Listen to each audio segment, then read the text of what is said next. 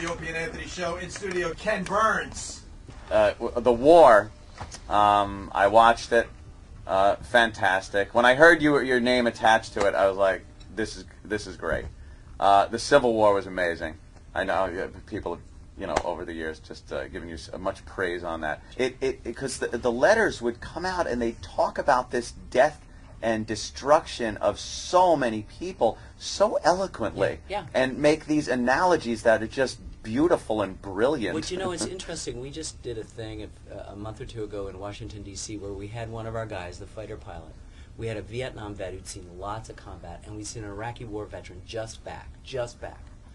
And as they were talking, you felt like you were watching the grandson, the father, and the grandfather. I mean, they were the same person. And at one point, the World War II guy, our guy, says, I haven't told my son this, and the son was out in the audience, and he begins to tear up. He said, I've gone to a Redskin game, every home game for the last 50 years.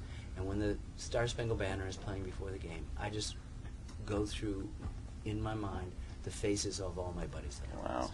And he starts to cry. And the Iraqi guy says, I feel like I'm an echo of you, and you're an echo of me. It's the same thing. Like, we live in this consumer moment, and we're all focused on now.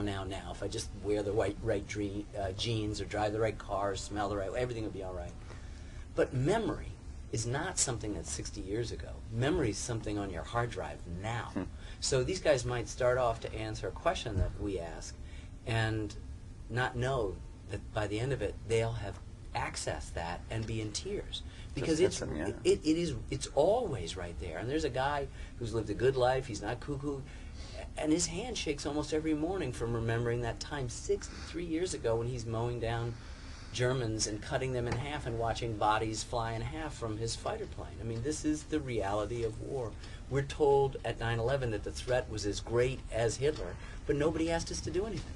They said, go shopping. I mean, if my president had said to me, here are 50 things I need you to give up or to do, everybody in the country would have done that. Right. And who knows where we'd be right now. We may not have $3.50 oil, gas. We may not have our bridges and our levees failing. There were huge sacrifices made during World War II, and people got involved on the civilian front. And it made us richer. That's the paradox. Not just spiritually richer, we're all together on this, we're all in the same boat, but materially, financially richer. We started off this impoverished country, reeling from the Depression, and 4 years later, we're the richest country on earth, and more than half the manufacturing in the entire world is taking place right here. I mean, the experience of war it's a paradox, because when your life is most threatened, you live life at its height, and then you see things and experience things no human being should have to experience.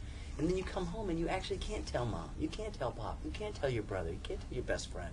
You left your best friend's arm and body over there. Yeah. So you lock it away in the safest, deepest resources of your psyche. But then later on, you do have that impulse. Who can you tell? Who do you speak to?